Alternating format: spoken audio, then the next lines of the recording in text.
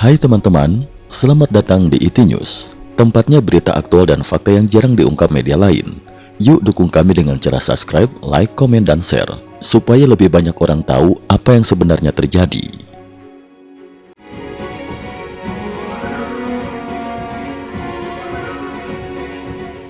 Salam pemirsa. Dalam 3 hari terakhir, sejak 21 hingga 23 Desember 2025, negara bagian Florida, khususnya kota Miami, secara mendadak menjelma menjadi pusat perhatian diplomasi internasional. Di balik suasana libur akhir tahun, sebuah pusaran diplomasi senyap namun sangat intens berlangsung hampir tanpa jeda. Amerika Serikat menggelar perundingan terpisah dengan Ukraina dan Rusia, sekaligus pertemuan multilateral antara Amerika Serikat, Ukraina, dan Uni Eropa. Durasi pembahasan berlangsung panjang, putaran konsultasi berlapis, dan nyaris tidak memberi ruang bagi dunia luar untuk mencerna hasilnya secara utuh. Secara luas, komunitas internasional menilai putaran pertemuan Miami sebagai konsultasi krusial terbaru terkait rencana perdamaian Rusia-Ukraina 20 poin yang diajukan Washington. Waktu pelaksanaannya pun sangat sensitif, karena berlangsung menjelang hari Natal, momen yang sebelumnya diharapkan menjadi titik awal gencatan senjata. Harapan gencatan senjata Natal mulai meredup. Presiden Amerika Serikat Donald Trump dalam beberapa pekan terakhir berulang kali mengirim sinyal bahwa Washington berharap dapat mendorong gencatan senjata Rusia-Ukraina sebelum Natal 2025. Namun informasi yang sejauh ini muncul justru menunjukkan arah sebaliknya. Sejumlah analis menilai, gencatan senjata Natal berpotensi bernasib sama dengan gencatan senjata Thanksgiving sebelumnya, menguap perlahan tanpa hasil konkret. Indikasinya terlihat jelas dari pernyataan resmi para pihak yang terlibat. Pernyataan seragam, informasi nyaris nol. Pada 21 Desember 2025, usai perundingan Amerika Serikat Rusia, Steve Witkoff, utusan khusus Presiden AS, mengunggah pernyataan singkat di platform X. Ia merangkum hasil pertemuan dengan frasa klasik diplomasi, produktif dan konstruktif. Pernyataan tersebut menegaskan bahwa Rusia tetap berkomitmen pada perdamaian di Ukraina serta menghargai peran Amerika Serikat. Namun tidak satupun rincian substantif disampaikan. Menariknya, frasa yang hampir identik dugaan Witkoff untuk menggambarkan pertemuan 3 hari antara Amerika Serikat, Ukraina, dan negara-negara Eropa di Miami.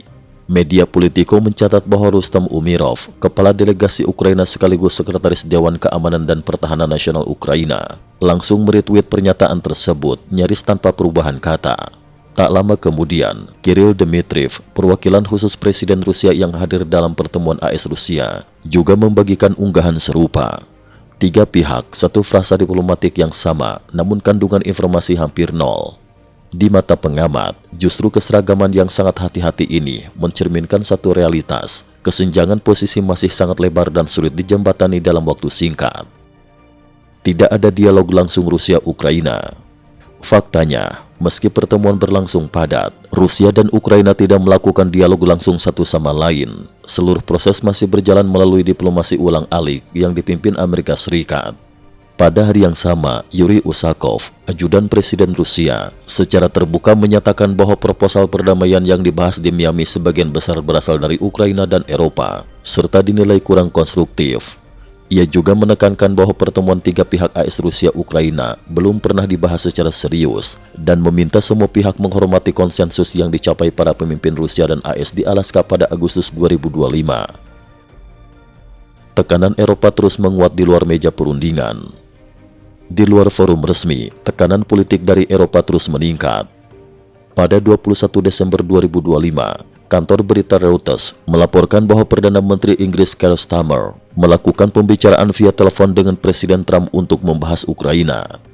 London menegaskan bahwa negara-negara koalisi relawan tengah mendorong tercapainya perdamaian yang adil dan berkelanjutan, dengan tetap mempertahankan tekanan terhadap Moskow. 4 dokumen kunci dalam pertemuan AS Ukraina. Dalam pernyataan bersama pasca pertemuan Amerika Serikat Ukraina, kedua pihak mengonfirmasi fokus pada 4 dokumen utama. 1. Penyempurnaan rencana perdamaian 20 poin. 2. Koordinasi kerangka jaminan keamanan multilateral bagi Ukraina. 3. Perjanjian jaminan keamanan bilateral AS Ukraina. 4. Rencana pembangunan ekonomi pasca perang Ukraina. Meski membahas langkah lanjutan, tidak ada jadwal pertemuan berikutnya yang diumumkan. Prioritas bersama ditegaskan tetap pada penghentian pembunuhan, jaminan keamanan, serta penciptaan kondisi bagi rekonstruksi dan stabilitas jangka panjang Ukraina. 3 fungsi utama pertemuan Miami. Sejumlah analis menyimpulkan bahwa pertemuan Miami memiliki 3 fungsi utama. 1. Saluran pesan dan umpan balik. Washington menjaga agar mekanisme perundingan tidak terputus dan menyelaraskan sikap melalui negosiasi tidak langsung. 2. Sarana tekanan, terutama terhadap Rusia. Moskow menegaskan garis merah. Isu wilayah adalah prasyarat negosiasi, tidak bisa digantikan isu jaminan keamanan. 3. Memperebutkan posisi Amerika Serikat. Ukraina ingin mengikat AS melalui jaminan keamanan dan rekonstruksi, sementara Rusia berharap kerjasama ekonomi dapat mencegah eskalasi sanksi di era Trump. Namun perebutan posisi ini tidak berarti kompromi. Isu wilayah tetap menjadi penghalang utama. Hambatan terbesar perundingan tetap satu isu tak terhindarkan, wilayah. Rusia bersikeras Ukraina harus mengakui Donbas dan Crimea sebagai bagian dari Rusia. Ukraina menolak keras dan hanya bersedia berunding berdasarkan garis kontak saat ini. Perbedaan inilah yang menjadi tembok paling keras dalam proses perdamaian. Akibatnya, peluang gencatan senjata sebelum Natal dinilai sangat kecil. Pertemuan Miami menjaga proses tetap berjalan, tetap belum mendekatkan pada garis akhir. Kiev konsolidasikan Eropa, tekan Washington. Usai pertemuan dengan Berlin pada Selasa 23 Desember, Kiev terlihat mempercepat konsolidasi dukungan Eropa. Strateginya jelas, menstabilkan Eropa terlebih dahulu, lalu melalui Eropa memengaruhi arah perundingan yang dipimpin Amerika Serikat.